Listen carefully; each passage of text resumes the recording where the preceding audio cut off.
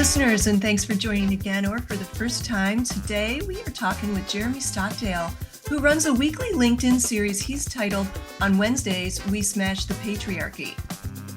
I mean, obviously, I knew you'd want to hear from him, so here we are, ready to explore masculinity, allyship, cultural change, and the uncomfortable truths of leadership. Welcome, Jeremy, and thanks for taking time to talk. Well, thank you for that intro, Elizabeth, and thanks for inviting me onto your podcast. I'm very excited to be here. Yeah, no, this is, LinkedIn, yay, it connects so many people.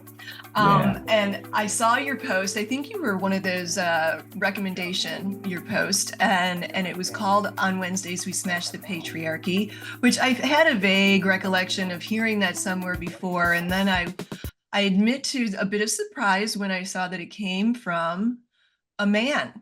And so I'm curious, what inspired On Wednesdays We Smash the Patriarchy? Well, I think you'll love the story. What inspired that? There is a bit more of a backstory to what's got me interested in writing about these topics. But my daughter, who's now 22 and at university, she has a T-shirt that says On Wednesdays We Smash the Patriarchy. And she's been wearing it for some time. I think she's got a new one now. But she started, she was wearing it, and we had conversations about it. We've had lots of conversations about feminism, and she's kind of brought up in that kind of way. And I persuaded her to let me write her just a post about it. And I sent her some questions about, kind of why do you wear your T-shirt? What do you think about the patriarchy? Why Wednesdays? And based on the post, it got a very good reaction. So the following week, I just built on it and said, this is how the patriarchy impacts women. And then the week after, I wrote about how it impacts men. And it just developed from there. It got a real following. And now, 2.5 years later, I'm still writing them. And it feels like a bit of a movement. But yeah, it came from my T-shirt. So I love that because, my brother would never forgive me if I was conversing with a middle-aged guy about smashing the patriarchy and I didn't ask, are you sure this isn't just a really good way to pick up women? What a great question. What a great question. I don't know if that could be the case. I mean, maybe. I mean, most of my followers are women. So I guess the cynics could look at it that way. Um, but yeah, I do get some of those kind of accusations sometimes. The ones I get most of the time is that I'm a performative male ally trying to make money out of women's oppression. Money? Yeah, because people assume that I'm doing it to kind of make money. I mean, there are some people out there who do promote their business on the back of what they post. True. Which I don't do. I do earn a living from the work that I do, clearly, like most people do. But no, I haven't been doing it to pick up chicks. That was your phrase. I did not use that. Yeah. But as I say, my brother, he would need me to ask that question and I would be under the pump if I didn't get it out there. So you're altruistic, motivated by a T-shirt that your daughter wears, that it was intriguing. And you kind of touched on that you do get a little pushback from people. And I'm curious, are women coming up and saying, I don't want to smash the patriarchy. It works well for me. It's the kind of relationship I'm used to, and I want that. And have you heard that? And are men coming up and saying, what are you doing to our system? If I'm completely honest, I do get some pushback. What I've observed is that it's nothing compared to the pushback that women get when they write about these topics. Nothing like it. So the pushback I've had has come from a number of different sources. A few sources where men are critical of me writing about these things and saying it's not there's no real patriarchy, it's not a real thing. Men struggle too. And actually, I agree with some of that. I agree with the fact that men struggle too. I've had pushback from some. Actually, the most pushback I've had has been from women, particularly when I've written about topics like, say, menstruation. There was a post I did about 18 months ago, which went fairly viral, but that's the most pushback I've had from a group of people. And it was a group of women with a bit of a ringleader who's continued to kind of, pop up on my posts and make sarcastic comments and still does. Your Um, biggest fan. yes, absolutely. She's my favorite troll. But yeah, she what they were saying was that this is a bit weird, men talking about this, and it started to develop into a maybe he has like a menstruation fetish and stuff like that. It all got a bit sort of strange. I know. And again, all it was I just was talking about the fact that, yeah, why don't we talk about this more? I had a conversation with, again, my daughter Phoebe over that previous weekend where we were remembering just how difficult and how painful and uncomfortable her periods were when she was a teenager. And I Right. said, that's a really interesting point. I'm going to write about this because this is definitely a thing, isn't it? 800 million people are menstruating right now, but yeah, we don't talk about it ever. It's like, Anyway, so I've had some pushback along those lines. The vast majority of people come onto my post are being supportive, they're complimentary, they put me on a bit of a pedestal at times, which is lovely. Mm. My love language is words of affirmation, so I'm not going to ever Oh, pretend I'm nice. it. But at the same time, it's overwhelmingly positive the reaction I get, and That's great. yes, so the little bit of pushback I have to be able to take. And for the most part, it's people disagreeing with me, and I can go, well, that's interesting you say that. Why do you say that? And very often we end up having conversations on the back of Mm. it. And I've even become friends with some people that have been very critical of my post, but because I've got to understand their point of view and they've got to understand mine a bit more, we can be friends despite having different, different frames of reference and ways of thinking about things. And I learn from those people. So, um, yeah, I think you've got to be able to take a little bit of the pushback. Agree. And I'm curious, was it, I mean, aside from the t-shirt that your Phoebe was wearing, Yeah. um, did you start to see or feel something that made you question your role in the structure that we've built for ourselves? Yeah, completely. There was a real moment in time for me, and it was in March 2021 when a young woman called Sarah Everard was abducted, raped, and murdered by a police officer. So Oh, a London in police England. officer in England, in London, and she was walking home from a night out with her friends. She was walking along a well-lit street.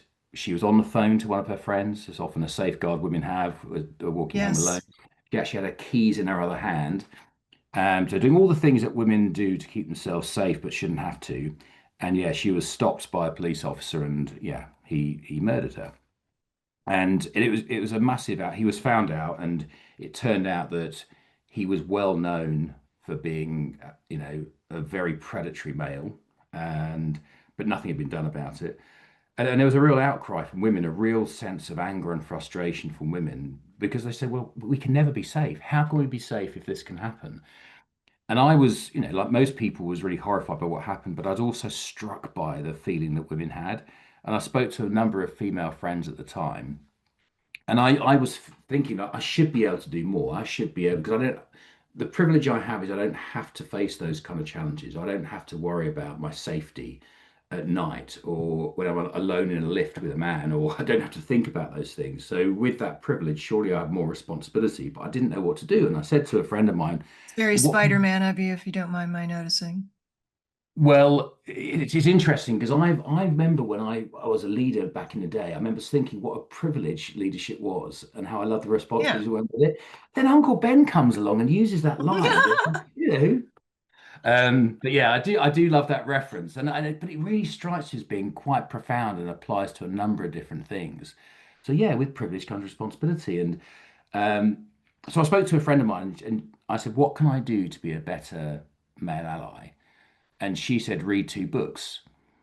And the two books were Everyday Sexism by Laura Bates and Invisible Women by Caroline Corrado Perez. And I hadn't heard of those books, but I bought them and I read them. And if I'm honest, Elizabeth, they just blew my mind because I realized that I'd spent half a century, I was over 50 by the time, half a century not understanding how 51% of the global population experiences the world. And it wasn't That's as like, surprising. Can I just interject yeah, there for a please do. moment? Because Yeah. I'm thinking you must have a partner because you have Yeah. a Phoebe. And a daughter, yeah, partner, and a daughter, and a Yes. mum. So And tell me how you managed to escape awareness. it's such a good question, and it's a really important one in this context because the truth is, I thought I was one of the good guys. Up until that point, if I think about, I'd always felt that I'd been very respectful towards women, treated women fairly and with equality. In my work, I had a good gender balance in my team. I sponsored and mentored women. I got involved in female talent programs, and I recognized there were some barriers that women faced and some challenges.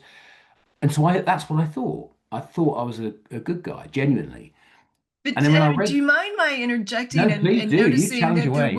Yeah. way you phrase that, it sounds like you were granting largesse in your behavior. Like it was your position to be magnanimous versus coming out in a way of equality. Listening to all the Yeah. beings in the room versus I was respectful of woman. Yeah. Well, hmm.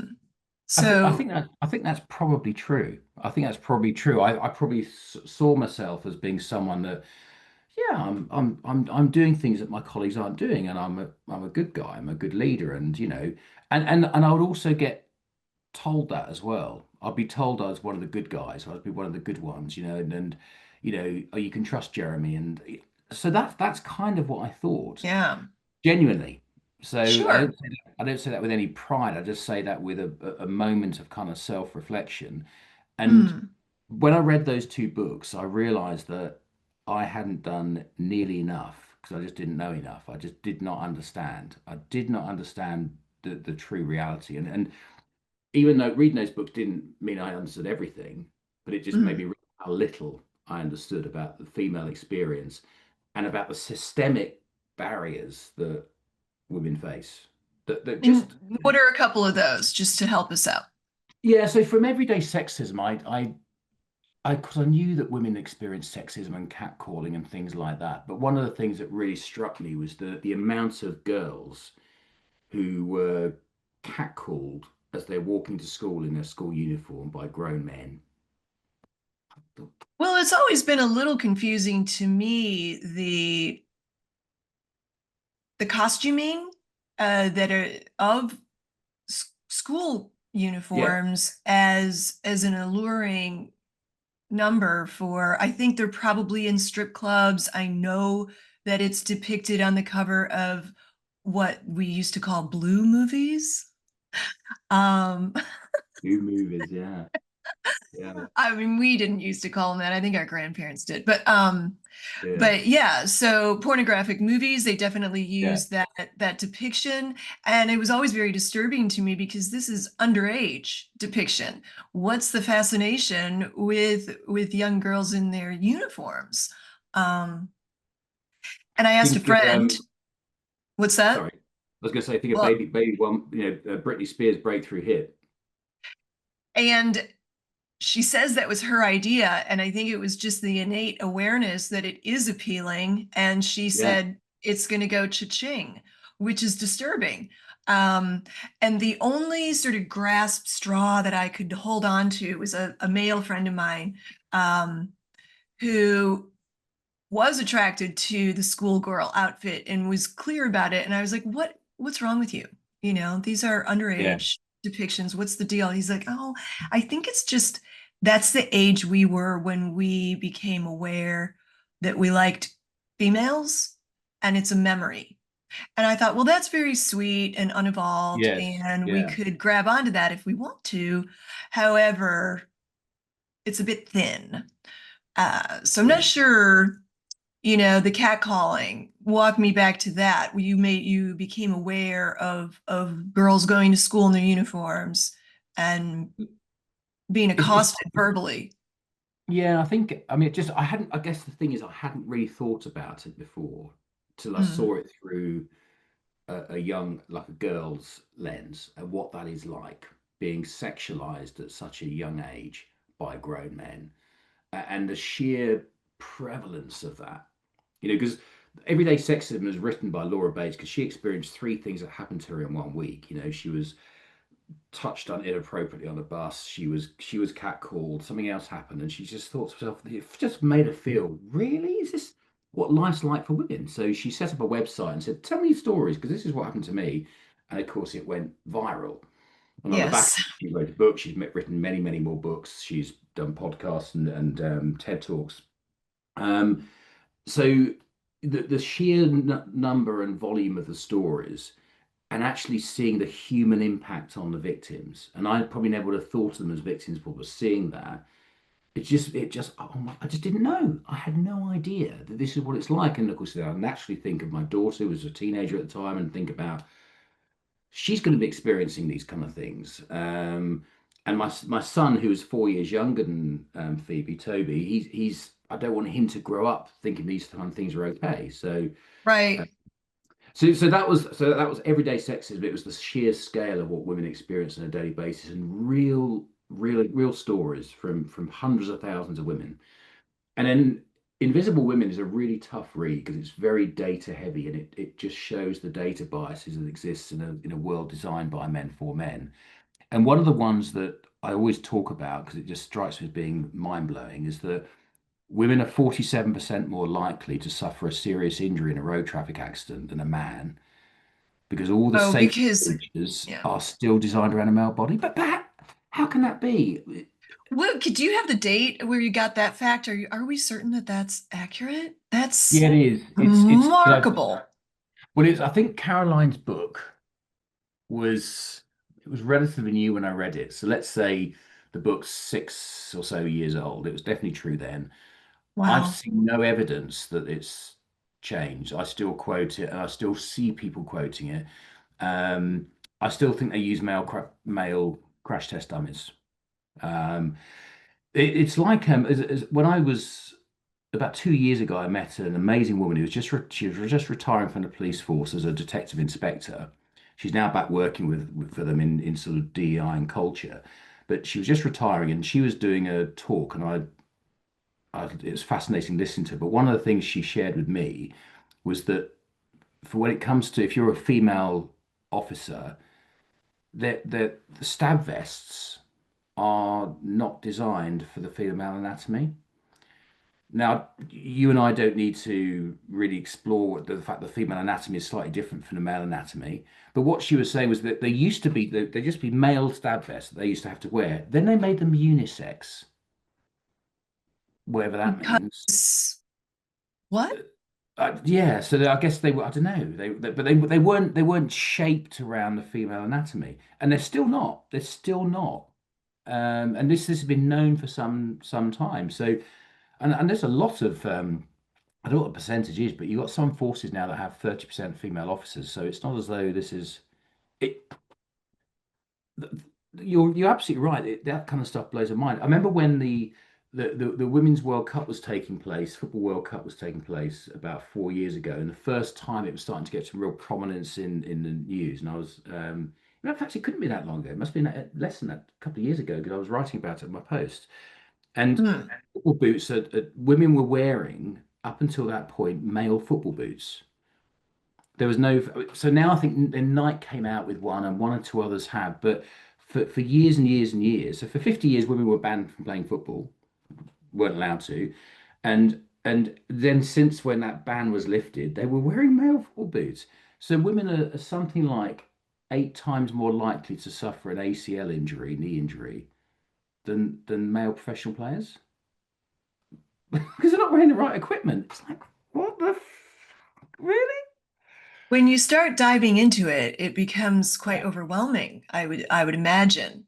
And for me, listening to you, I mean, you're telling me some facts that I don't know, mainly because I don't look into women's football.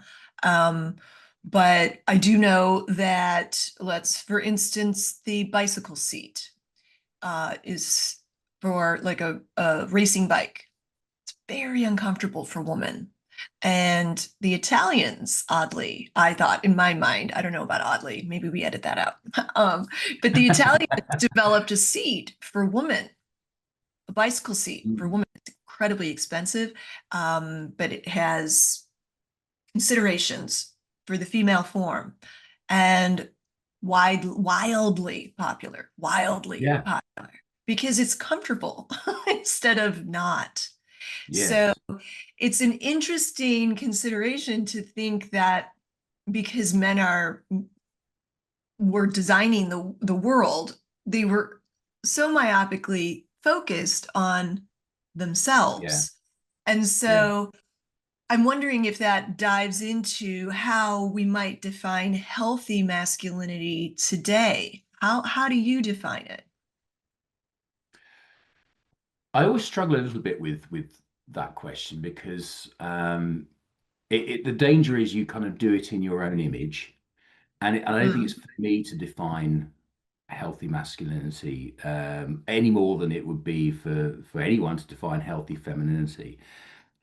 Uh, and again, I think when you're asking about healthy masculinity, you're probably talking about what it means to be a healthy man rather than healthy masculinity, because women can display masculinity just as men can. Um, so I think in terms of I guess for me, the way I think about this is I became aware in recent years, but without having the language for it. I started to become aware when I was a leader in my first career, in my corporate career.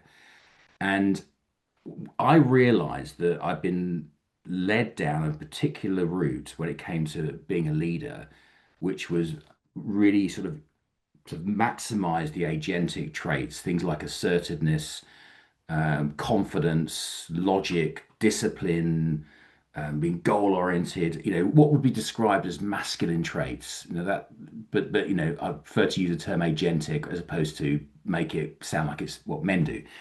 Um, because men get rewarded for showing those traits, and women have to show those traits they want to get on, but they get punished for it, which is another story. But we can perhaps come back to that. So Well, I think that probably. yeah. So that's the kind of where I led to. When I started to evolve as a leader, I realized that actually showing vulnerability, generosity, kindness, compassion made me a much, much better leader. It made me a much How's better that? leader because suddenly what happened was people would open up to me more, they'd trust me more, they'd want to follow me, not because they had to, because of me setting the direction, but because they saw me as someone that had their back, someone they could rely on, someone that cared for them, nurtured them, rewarded them, made them feel safe. And it happened after about 3 years of being a yeah, about 3 years of being a leader of quite large numbers of people. First 2 years, Hmm. I was pretty hopeless. The next year, I was starting to get it a little bit. But by the fourth year I was doing it, I was starting to become quite competent. And I started to be more conscious of what worked and what didn't work. And I never stopped learning after that. I'd always had to keep evolving. But that was the year I kind of made a bit of a breakthrough. But it was because I started to kind of show that blend of traits. So I could be really assertive and confident and strong in my views. But I could also say, I don't know what to do here. So I haven't got any ideas. I could be vulnerable. I could say, I'm not particularly good at that, but you're brilliant. Could you help me? And it just drew people in a way that and I discovered that by accident, as most things in my life. But so I think healthy masculinity for me is when you can display those traits that I think are really really strong masculine traits, but also blend it with vulnerability and kindness and generosity. All men have access to that, but I think the problem is we are conditioned to go down particular routes. We're conditioned to be sort of stoic and unemotional and not show vulnerability because it'd be seen as weakness. Um, so for me, that's healthy masculinity is when you have a you. It's just a blend of those things. I'm really proud of my masculinity, but I do not mind at all showing that there's a load I don't know, there's a load I don't understand, and admitting when I feel really scared or frightened or upset. But that I've had to learn that. It's still not easy for me to do, but I've had to learn to how to do that, and it's definitely helps me.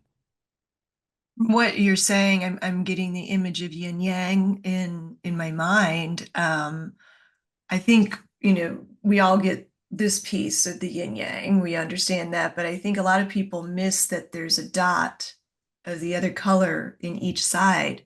Yeah. So, and maybe the question was phrased in a little bit of a tricky way, but to your point, I think what we really want to do is define what is a healthy human look like, Precisely. and in, maybe it has something to do with that balance. Um, Yeah. have you heard of something called the man box? Have you heard Yeah. of Yeah. that? Tell me what you know about that, because that was just, it's kind of what you're talking about. Yeah. Um, and how are people, how are men finding their ways out of the box? Yeah. I think the answer is with difficulty. I Maybe we think should define what the box is for our listeners too. So maybe can you tell me what you know about the man box? yeah. So, Yeah. so my understanding of the man box is that it's a very restricted way of how men are supposed to be and how they're supposed to behave. Um, and actually, there's also a female box as well. So men are Absolutely. supposed to be, strong, assertive, stoic. You don't cry. You've got to be quite virile and muscular and athletic as well. There's a certain definition of what a man's supposed to be. Um, of course, on the other side, for women, women are supposed to be, in fact, I'm writing about it in my post tomorrow about kind of the restrictions, how women are supposed to, not specifically about the female box. It's a slightly different sort of place I'm coming from, um, but yeah, women are supposed to be, they're supposed to be assertive, but in a nice way. They're supposed to be, Oh, make tough decisions, but don't want to be too tough. kindly. Soft. You can be kind of, yeah. But you're supposed ultimately what women are supposed to be is agreeable and sweet and compliant and kind. That's what women are supposed to be. And we're taught that from a very early age. Boys are taught to be one thing, girls are taught to be something else. It doesn't Mm. benefit either, either either of You the know, primary genders. And if you don't identify one of the primary genders, it's like kind of it must be really difficult. And that is why a lot of people kind of think, well, I just don't identify with that at all.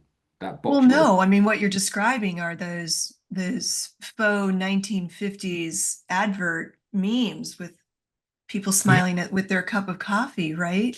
I Yes. mean, Yeah. what I saw Reese Witherspoon in an interview a while back. She's an actor and she's relatively successful, so you might know her. Very. Yeah. Um, Yeah. and she was giving a speech and she was talking about why she started her own movie making or filming company, production company, that's it. Yes. Because the script she was getting just seemed ludicrous. She said, do you know how many scripts I read where my line would be directed to the male lead? What will we do now? And she's like, have you ever met a woman who didn't have a plan? You know, So and I true. thought, That's brilliant. good point, Reese. Yeah. So, yeah, I mean, so how do we hold other men accountable without alienating them? Because there are still some men in that box. They like their box. They want it to be like that, and they want woman to make it a comfortable place. Yeah. So, how do we help them out? I think that what we need to do is look at what has happened over the last sort of probably, let's say, 50 to 100 years. So it's quite a long time frame. But Mm. what's happened during that time is that women have gradually emerged from the box they were put in. And what that has meant is the boxes are restricted according to gender. So women have moved away out of their box and started to move increasingly into male spaces. So things that were traditionally the preserve of men, whether that's seats in parliament or in government, or leadership positions, or even doing jobs that were traditionally only men did.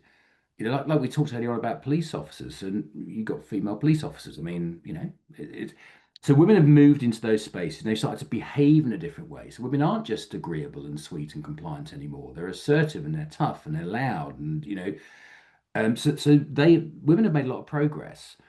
Now, it's not how that manifests for women is nowhere near the progress we should have made by now, because we're still 134 years away from gender equality according to the World Economic Forum, and that's actually increased by 3 years in the last year. So it's kind of all the gains are kind of being dragged back, and you know, you can see some of the factors that are creating that because the patriarchy is fighting back, obviously. But women have made phenomenal progress from where they were when my mum was younger, for example. Might we say society has made progress as relates to the freedoms that women enjoy?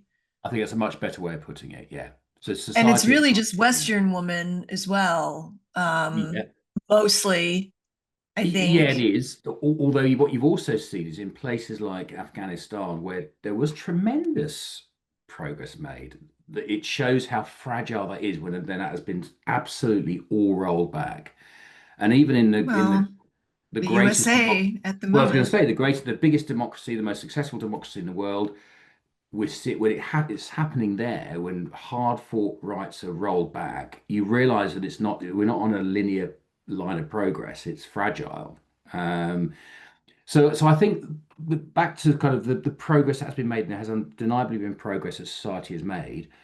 I don't believe that men have made anything like the same amount of progress in Ah, how they've evolved. So I think women have evolved significantly, girls have evolved significantly in society. I don't think men have done the same, and that's because, yeah, no, it's please. because why? That's where I was getting at. Yeah. I think because there's been a concerted effort on behalf of many groups to because you look at it, what women can't vote? What That's ridiculous. Why is that so?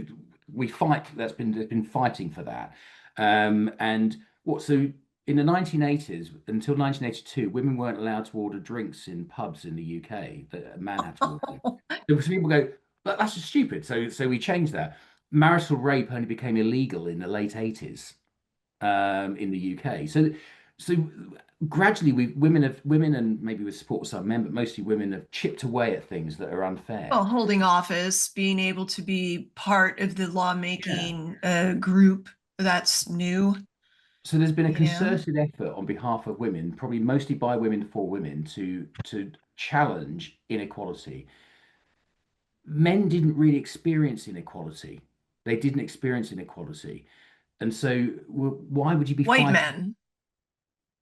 Yes, yes, yeah, absolutely, yeah. So leaving out all the intersectionalities from a purely a gender Okay. perspective, men didn't All right. experience the same inequalities. No, no, it's very, very glad you made the point because I'm obviously a white man. I see it through that lens, but from a gender perspective, men weren't experiencing the gendered barriers that women did. Now, but of course, what's happened during that time, we've all been asleep at the wheel, and suddenly, as women have made more and more progress men have been left behind. So one of the best examples is in education, where I don't know what the state is in the US, but certainly in the UK, but I think it's a global thing. Women are massively, or girls are massively outstripping boys when it comes to education in terms of their performance. I think it's now 60% of university places are going to women. But boys have been left behind. And we've just been asleep at the wheel. We've not noticed these things happening. Hmm. We've been I think fighting it may for have produced some anger as well in the totally. males. And so I'm curious, how do we retrain leaders who were taught to dominate and not to listen? I Yeah. mean, given your experience and your learned understanding that to listen really results has better outputs from people when you hear them and you work with them, as you were mentioning earlier. How do we get that point across to the angry men who aren't Yeah. happy with the progress that society has made when it comes to women? Yeah, I, I think the way to do it, from my perspective, is to accept that you just won't reach everyone. Very So Abraham Lincoln of you. Nice. is that an Abraham Lincoln? Oh, is it You can really? please some of the people some of the time. That That's that's not so all of the cool. people all the time. Yeah, it's I attributed to Lincoln. Is it? I No, believe. I've heard the quote, but I love that. So thank you for putting me in that bracket. Um, my belief is when it comes to topics like this, you've got 5%. I think 5% of men that truly get it, and by that I mean they've really done the work. They've read the stuff. Right. They've been brought up in a household or it's surrounded by so they understand the barriers and the issues, and appreciate so-called strong women and have experienced that, and so it's a small percentage, I think, because there's an awful lot of men that think they do, like me, like I used to, but haven't actually done the work, haven't had the education. So it's a small percentage who truly get this. There's about 20% at the bottom who don't care, don't want to know, you just can't reach them, and that's Right. okay. That's absolutely fine. Just it's the 75% in the middle I'm really interested in. And that's a whole spectrum from those that really care and want to do more and just don't know quite what to do, to those that actually say and do the wrong thing all the time, but it's a lack of education, lack of awareness, and you could reach them by making them more aware. I think the answer for me, the simple answer is with that spectrum, that 75% in the middle, is it has to start with just becoming aware of the reality. I don't like to use the term education because it can sound quite patronizing, but it's just I think when you make people aware of the reality and encourage them to go and explore it for themselves, explore it, encourage them to have curiosity to go out and just look at things. I'll share with you some stuff that happens. Go and observe it for yourself Yeah. and just see it without judgment of yourself or others. Just go and observe what happens. Um, I find that does kind of that does kind of help, because then when people have the opportunity to come back to me, they'll go, "That thing you talked about, I didn't really think it was a thing, and yet I've looked at it. I've looked at it in social settings and in the workplace, and it's like, oh my God." You have an example of one of those things. One of the things I often talk about, because it's a really good example, it's quite provocative, but I talk about the idea of manterruptions. So you're probably familiar with the term. You probably experienced it. You probably experienced it on this very podcast. So for that, I apologize. But shall I just explain for your listeners what a manterruption is? Please do. Thank you. So I'm going to mansplain a manterruption to. Excellent. Yeah, yeah. I'm sure people will be able to spot the irony. So manterruption is the unnecessary interruption of a woman by a man. And when people think, "Oh my God, but we all interrupt each other, don't we? It's just a thing." Well, the data shows that um, men are 3 times more likely to interrupt a woman than another man. And if anyone's really skeptical about the research, they did some. They looked at the U.S. Supreme Court, which has got 6 men and 3 women, and they analysed their court transcripts going back over a number of months. And bearing in mind, these are the most, theoretically at least, the most knowledgeable, influential, Mm, well-educated mm. people on the face of the planet. I know there's some nuance around that, but theoretically, you would think that when these people speak, people would listen. But what the research showed is that the female justices were 3 times more, they were interrupted 3 times more often than the male counterparts. 3 times more often. And 96% of the time, they were interrupted by men. I read something the other day that women also interrupt one another more than they would interrupt a man. Um, and yes, yes. When there's an ideology for years that's been passed on through generations that what woman says doesn't matter, Yeah. right? And if you're going to get published, still to this day, it's a good idea to just use initials as a first name. Uh, it's shocking, really, and how many publications were actually written by a woman but authored under a man's name in order to be seen and shared. So it's interesting, and I'm wondering, we're talking about we're doing change society. We need to raise awareness. This comes down to a leadership job. So what's a myth of leadership that we need to smash in order to raise awareness? I think the myth of leadership is a fundamental one. That's this kind of myth of a heroic leader. So someone that is, I mean, to be honest, being brutally honest, someone like me. So masculine, quite strong. I'm 6 foot, tall, deep voice. That is the myth. British. Well, that helps. That helps. I know. seriously, just very quickly, when I went overseas. I went to work in Africa for 3 years, and it was the Mm, best experience of my life. And I still get to travel to that beautiful country. Well, Mauritius was the country I was working in, so right. I still get to go and travel there for work, and I'm very privileged to do so. But when I went over there, and even before I'd landed on the island, I was talking to one of the kind of hiring managers and saying, kind of, what kind of reception do you think I'll get when I go there? Because clearly I'm going to look differently and sound differently from everyone else. He said, well, to be honest, because you're coming from the UK, there'll be a perception that you're well educated, you're fair-minded, you'll be transparent, you'll be credible, and you'll be sophisticated, which really made me laugh. There was this kind of, almost as before I landed, there was this assumption of competence and decency, and I Do realized, they not know about the English history globally? I mean, really don't need to go down a rabbit hole of how England has spread itself over the globe. However, I don't yeah, think it was with the traits that were just mentioned. I no, mean, and don't you think it's exactly that? So Mauritius was given its independence by the UK in 1968. So the French had colonized Mauritius. The Dutch did first, and they killed the dodos, which is quite kind of sad. They ate them all, which is really they it couldn't they must have couldn't been fly tasty. away.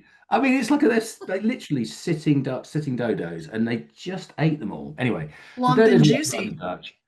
Yeah, I mean they look juicy. I'm sure they were lovely.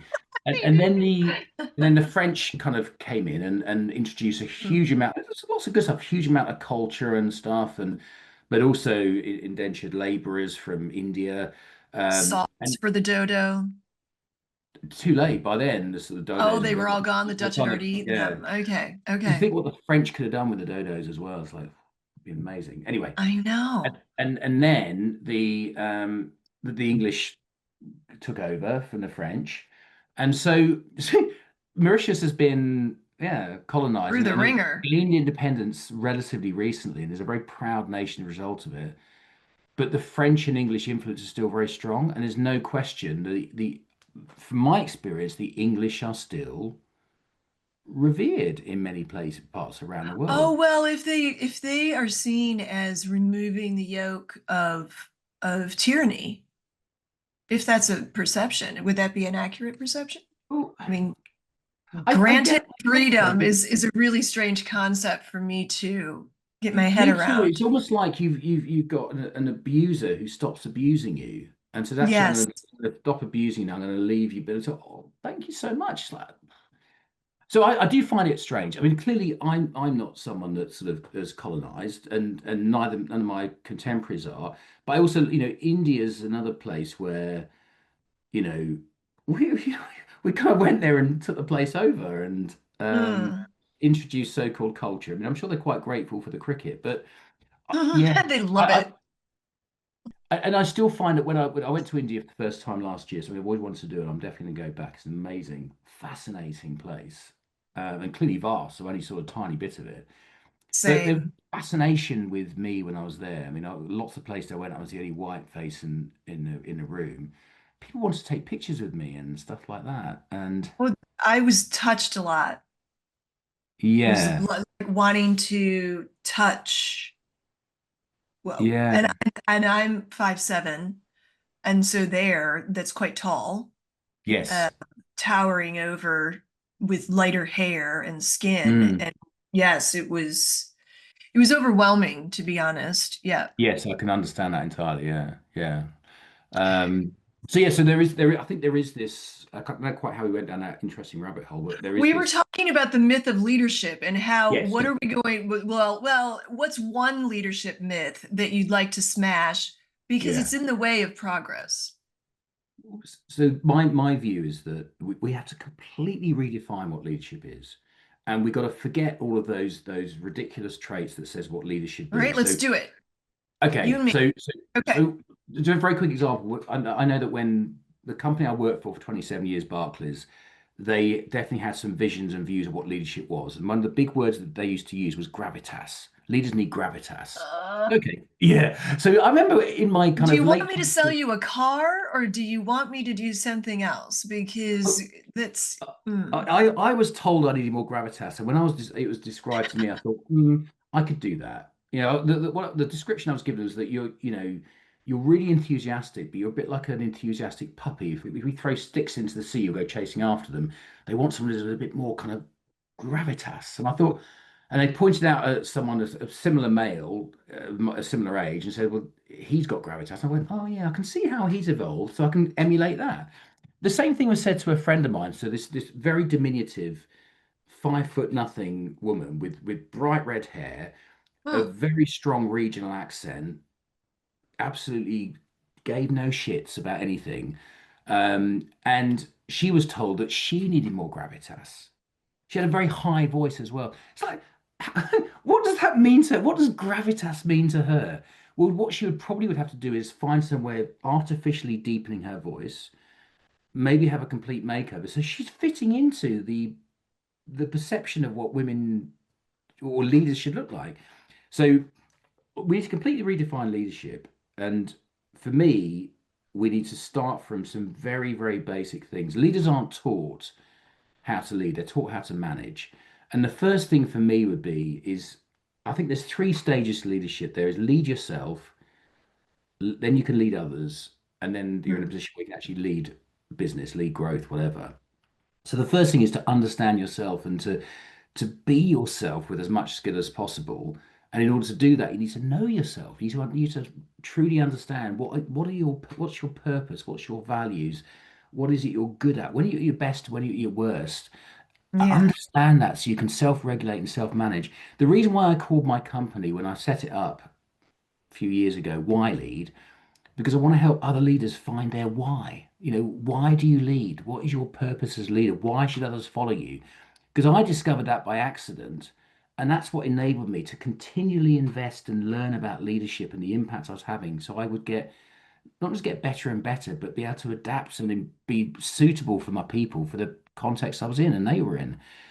But I don't think we teach leaders that. And what happens then is leaders over time, they pick up various things they can have in their toolkit, and they get to a point where they've been quite successful, then they're done, they stop learning, and everyone Hmm. has to adapt to them, which is Yes. completely arse about face. And I used to do that when I used to go into new teams, even a few years in, I'd go, so this is what you need to know about me, this is what I like, what I don't like. And the implicit message I'm giving people is that this is how you all need to bend to my will. Oh, yeah. What I learned, and I certainly applied, but I went to Mauritius, which was good timing because culturally we were poles apart, and I had to Mhm. learn. Was I said to everyone that here's a bit about me, my background, and what I like and what I don't like. My job is to get to know all of you so I can find out how to get the best out of you individually and as a team. And that's what I'm going to spend the first 3 months doing is listening and learning and getting to know all of you. And that sounds like it was quite a practice thing, but I'd learned that. I'd learned that for myself and I'd learned it from other good leaders who followed similar kind of approaches. They wanted to learn first before they could act. And that made a huge difference to what I did It's, there. are we talking more about the concept of servant leadership then versus a traditional sort of follow Yeah. me leadership? I absolutely believe that leadership is an act of service. I absolutely do. You're there to serve others, you're there to serve the business. You're paid by the business, but you do that through the service you provide to others. And there's also an additional thing is about you are serving society as well. What you're doing is having an impact on society. So it's an act of service. The problem I have with servant leadership, like any of these concepts, is they've just been misused. And Yeah. I've seen programs say we're going to now adopt servant leadership, and it's just not done properly. It's not done realistically. So No. people say I'm a servant leader and then behave in the opposite way in the blink of an eye. So that's the problem with that kind of terminology. Yeah. But yeah, I think leadership is an act of service. I looked up gravitas while we were Did you? I chatting, wouldn't say. and I did. Well, it says it refers to seriousness, dignity, or weightiness in demeanor or speech, and I don't think that's how most people receive that word when they hear it. I think they're thinking more of a show pony, more than a seriousness. So I find that interesting. Just wanted to add that Yeah. for everybody if they were confused, because I always kind of thought gravitas meant, more of a statesperson demeanor, And that's probably how I would see it. But the problem with that is that, again, it's relatively easy for someone like me to be statesmanlike, um, probably more so than it is for my The old 5 foot tall lady with the red hair. totally. Because we still, if you look at even when it comes to people who run states, we totally accept um, middle age to late age, aged white men. We totally accept them. No matter how shit they are, we totally mention no names. I don't, not by rote, just No, so. but society does. It votes them in and it gives them a free pass for whatever they do. You think about female leaders, and Mm, I've got many examples I give who I think are just have been and are amazing. They will get judged for their voice, they'll get judged for their dress, they'll get judged for their looks, exactly. So if you think of, I mean, Angela Merkel, one of the most understated, underrated, and brilliant leaders of the fantastic. last however long I can think about, and precisely because she wasn't charismatic, she wasn't tall, or she wasn't known for her heroic speeches, No, um, but she what she showed was true leadership, you know, for decades. yeah. Quietly understated but strong, you know. So, and that's the thing. So when you ask people what a leader looks like, I mean, Barack Obama is often held up as a great leader. Oh, What he was actually, and I'm a fan, I'll be honest, I'm a fan, but he was a brilliant orator, an absolutely brilliant orator. And mm, that that can massively overstate your abilities if you can hold an audience, and you can, particularly in the modern world where that kind of stuff can be broadcast around the world, it can massively overstate your skills. So as an example, for me, when I first became a scale leader, and this is a very brief story, but when I first became a scale leader, I was quite young, and I was in the first 3 to 6 months, my team thought I was brilliant, because what I'd learned in my head office career through lots of exposure and lots of hard work, I'd learned how to present to small and to large audiences in a way that was compelling for people. So they thought I was really good because of mm, my communication skills, my ability at oratory. Actually, I didn't have a clue what I was doing.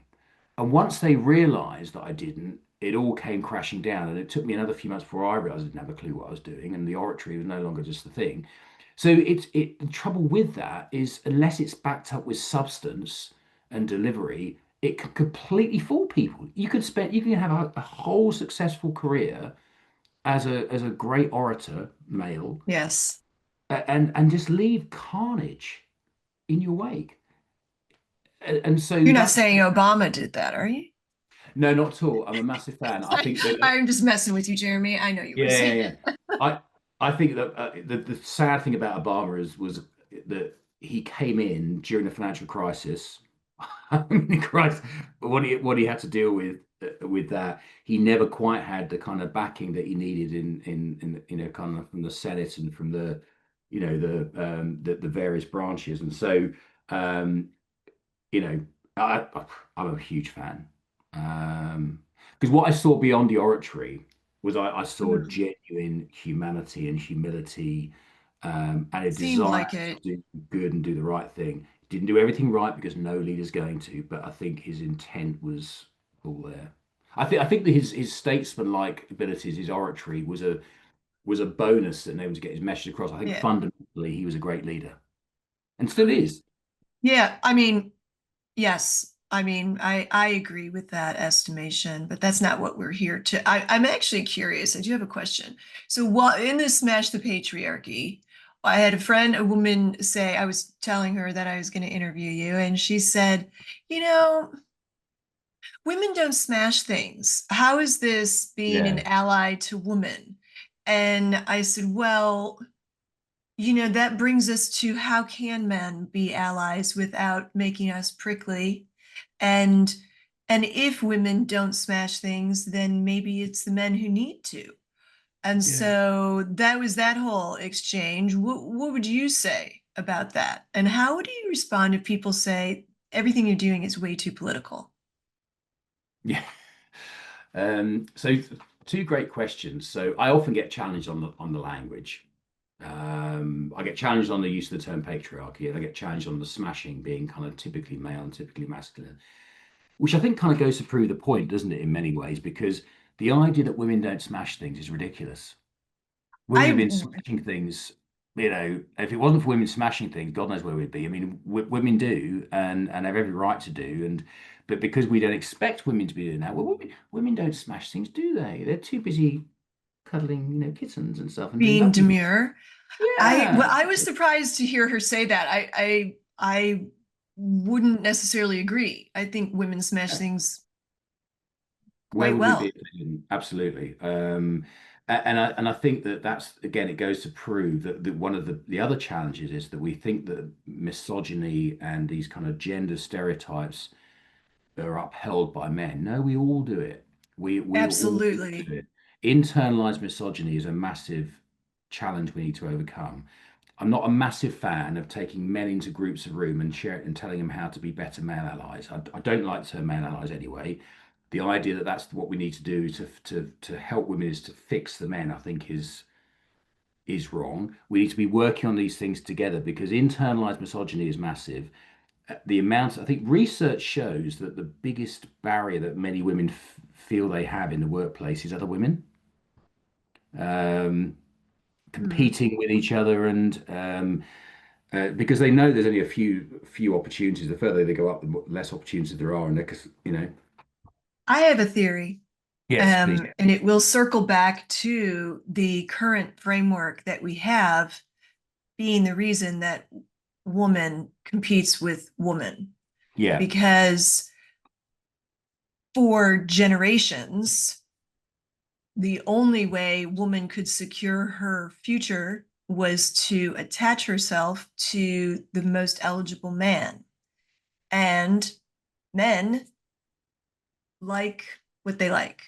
So, woman needed to deal with the competition. So, it was a really neat trick to make sure women wouldn't form together, work together, um, and group large groups of numbers. Obviously, they have an impact. So, if you buy the structure, can't earn yeah, money, you can't inherit land, you can't have a job, you can't educate, you're not going to publish. So that makes it really easy. And so it's in the generations, it's in your DNA, and it's passed on through verbal cues and watching mom and watching grandma and watching what works. And there you have it. So I don't think it's misogyny at all. I don't think women no, dislike womanhood at all. I think no, it's survival. And it's a we must shift our perception that we are not in competition with one another. There is enough pie to go around. There really is. If we do as you suggested, which is to identify what we're here to, what we individually are here to do. And when our values align with what we're doing, we probably don't need to compete so hard. Does that make sense? it makes complete sense. So much so that I'm writing it down because I think there's a. I really love that reframing of it because you're absolutely right. I never thought of it quite in that way. It's not misogyny actually. It's deep within our DNA. It's not just in the socialization we've had, but it runs through our DNA. Yeah. I've often thought that the biggest challenge I can go and teach people what I've learned, but that isn't really the challenge because that's just transference of information. The biggest challenge people face, which is what I do talk to people about in some of the work I do, is actually unlearning is your biggest challenge. Yeah. Unlearning past behaviors, unlearning mindsets, unlearning the way you view the world. That will take some time. I'm still doing it, We all are. yeah. But I guess by through awareness, I can stop myself doing certain things or think of certain things or reframe, it takes quite a lot of time. But I think your categorization of I think is spot on. Oh, thank you. Um, and it's really made me think about one of the how I can do a better job of reaching people because I think the danger is that I don't like to make people feel bad or feel wrong. I find it's an unproductive way of going about doing things. I think why a lot of DEI Mm, hasn't worked well is because it's done exactly that. It's othered absolutely. people, it's excluded people, and it's kind of made people feel bad. It's just ridiculous. But I still might occasionally do that inadvertently. So to almost talk about the fact this is in our DNA. So let's not underestimate how difficult it is to do, but let's look at the benefits, Mm, the what it can give us, and how much we can all grow, men and women together, people of all genders. That's brilliant. Thank you. thank you. All right. So, on that vein, what's something you believed 10 years ago that you no longer believe? Ollie. Um,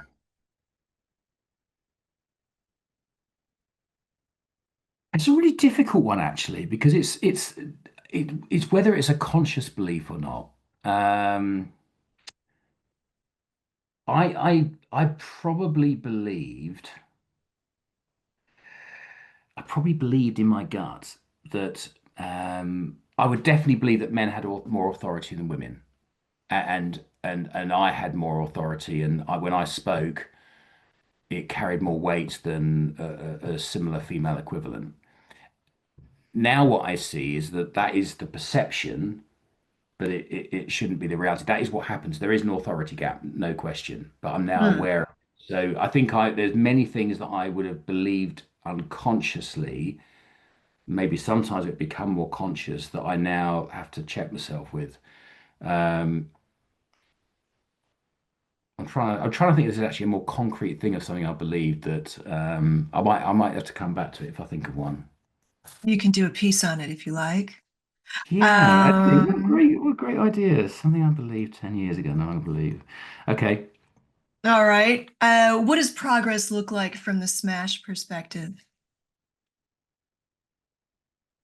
I think for me, progress, and this is going to be a longer term view, 'cause it ain't going to happen overnight, but the progress would be that more, for me, it's a natural thing. The vast majority of people that engage in my post are female. Yeah. Um, and so when more men are getting on board and actually taking some tangible action, they start to write about it themselves. They start to, show their own opinions. They start to make changes. Um, that for me would be a real progress. I would like to think that one day it can become a bit of a movement where you've actually got more people in that way of thinking, making progress, learning, understanding, than those that are just not engaged at all. You've actually created something where you've got those who are smashing the patriarchy are in the in crowd, and the others are kind of being left behind. They've got a choice there whether they stay on the fringe or they actually get into become part of the in crowd. At the moment, it's a really minor thing. Most people who will interview me or talk to me will one of the first things they will ask are kind of why are you a middle-aged white man engaged in this? Because I'm a bit like a unicorn, and what I'd like to think is that I'm less of a rarity. That would be progress. I wonder if you need to change the title in order to attract. And I'm just wondering. I don't know if that's necessary. It's a provocative title and it definitely gets attention. Um, Yeah, it may raise ire more than interest. Um, I think it's a very fair challenge. And I remember this time last year, I was getting the challenge, and I actually put it out there as a question as one of my posts. What do people think? Because I've had different views. Some people say absolutely love it, don't drop it, and others saying it's provocative or it's going to alienate some people. And I got a number of different reactions, and I decided actually on the balance of it, not just because the balance was saying no, don't pander to those that kind of don't like the language. You carry on. yeah, I actually felt that my reasoning behind it fundamentally, because there's one man in particular I really respect who writes quite a lot on LinkedIn, and he's very invested in men's health and men progressing out of the man box. That's his thing. Hmm. I don't think we agree in everything we talk about, but he definitely doesn't like the terminology of smash the patriarchy, and he sometimes come onto my posts and questioned, what I'm doing. Um, and but what I explained to him is that the problem is we both know that the patriarchy is damaging for men as well. So Yeah. what I want to happen is I want to see people of all genders coming together and realize we have a common enemy. It's not each other. And at the moment, it's we're divided, and maybe the terminology does create division initially. But if you can get beyond that, and we can realize we've got a common enemy and can work together, that's kind of what I'm hoping to achieve. However, I am thinking about how long its life is going to be. I don't think it's. I don't think it's going to. It's time to kill it just yet. Again, it's Oh, I very. wasn't suggesting that. It was more, is it polarizing? Is it getting in the way of adoption? I was just Yeah. curious. No, it's a great. I think it's a great question. I think it is potentially. And there is a point where I think, how do I transition to something which feels less aggressive, less confronting, maybe something more positive, something more forward thinking. Because on Wednesday you smash the patriarchy, it doesn't actually have a solution. It just says you No. what next? Like when the Berlin Wall came down, well, kind of what next? Um, so there needs to be something to replace what. Yeah. Um, so I Yeah. Yeah, I think it's a very fair challenge, and again, the other thing is that the kind of backstory is quite important. It's not as though I came up with the terminology myself. I adopted it from a T-shirt, and that still has a little bit of life in it. But I do think quite often about how do I make the point that this isn't having to go at anyone. This is a system that I want to smash. You know? Yes. The current framework. And Yeah. if we do title it patriarchy, it is assigning blame, which rankles. And, if we are focused on enacting, realizing change, then as I Mm. think you mentioned earlier, getting people angry doesn't really invite them in. But that's not my last question. I have two more, and they're Brilliant. fun. So, what is a guilty pleasure you will never give up? Um, I don't know if I'll never give it up, but vaping. Oh, what flavors? Are they This still is doing flavors? This is I don't know how it works. blueberry and mint. So I've Hmm. spent an hour and a quarter now without vaping, which is fine. But yeah, that is a guilty pleasure that I've adopted actually, which is not very wise for someone at my stage of life. But so that's probably not the best example of something I'd never give up. Um, I don't know if it's a guilty pleasure, but yeah, probably yeah, junk food. Like, what does that mean for you? Is that McDonald's? Is that Snickers bars? Is it Sometimes what? McDonald's, sometimes, very rarely, but sometimes I think, oh, I'm just gonna have a dirty Big Mac. Um, the thing that I've discovered with my son lately that is our definite dirty pleasure is Taco Bell, Oh, because wow. it's come over to, I don't know how long it's been over, it's come over to the UK, and I think it's totally different in the US, but Uh, here it's just. it's not in Australia. It's in the US, but I Oh, haven't been so, yeah, in. of course. Sorry, yeah, I'm forgetting you're in Australia. Oh, Yeah, yes, I yeah, thought that you were making that mistake earlier. Yeah, no, I yeah, just yeah. sound like this, but Yes, I live down under. of course. Yeah. All Um, right. So you still like the fast food. I do, That's but I'm also of interesting. an age where I need to look after my body a bit better. So I need to kind of just, treat it as a guilty pleasure, which isn't perhaps quite as frequent as it has been lately. All right. And if you did listen to any of my shows, I ask everybody, what is your current first world problem? First world problem, yeah. Your current first world problem. Yours. Can't be Yeah. like world hunger. It's not like No, that. no, no, no, no. My current first world problem is probably just the state of my phone. It's been dropped a few times. It's getting a little bit slower, um, and it's very much a first world problem, isn't it? I mean, Yeah, it really does look a little embarrassing though, Jeremy. I don't know. yeah, I get that feedback. I get that feedback that it's actually quite embarrassing. It makes it look like I don't take care of myself or my equipment. Um, so yeah. I mean, there's many things I often laugh at. When I'm feeling frustrated or the adversity that I suppose I think, oh, come on now. When you've lived and worked in Africa, it's like get a bit of a grip. Yeah, that's why we play the game. Let's see. I don't always play, but I'm going to try because you've been such a lovely guest. You've really gone deep and shared a lot about yourself. So I appreciate that very much. So my current first world problem. Luckily, I'm a pretty grateful person. I really don't feel I have a lot of problems. Mm. Um, I would say though that I need to get to the pet food store to get the calm kibble for our kitty to keep her, yeah, she's got anxiety. That's a first world problem. My cat has anxiety and needs Yeah. calm kibble. That absolutely is brilliant. That trumps mine. That's because the thing is, when you said you got to get to the pet store for something for your kitty, I thought that's yeah, okay. Okay. So that is definitely being able to have pets you take care of purely. They're not required for food or anything. It's just it's a pet. Right. It's his first world, isn't it? But the fact your cat has anxiety, which I'm sure is really Yeah. sad for your cat. Anxiety is not a funny thing, No.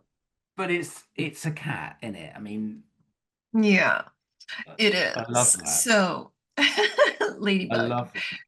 Yeah. Oh, Jeremy, this has been really, really lovely. We've covered a lot of ground. Um, I'm I'm really appreciative that you didn't get ruffled. You had no trouble with my questions, and apparently you fielded them before. So this has been great. And we're so far away. You tell me when you come down under, and we'll have a catch up in real life. Yes, I will, because I knew that we had talks about kind of catching up sometime, and my plan is to definitely visit Australia in the next 12 months. I can't wait to get there. So Come to Melbourne. It's yeah, not that, all that's about exact. Sydney. That's exactly where I want to go because I've done Sydney and I had a weekend once in Melbourne and I loved it. It was like a couple of nights, so I will definitely be doing that. Excellent. Hold All me to it, right. please. Don't come on a Wednesday. I don't want to Okay, no, smash anything. no, no, no, no. I'll keep it All to each right. other. Have a good evening.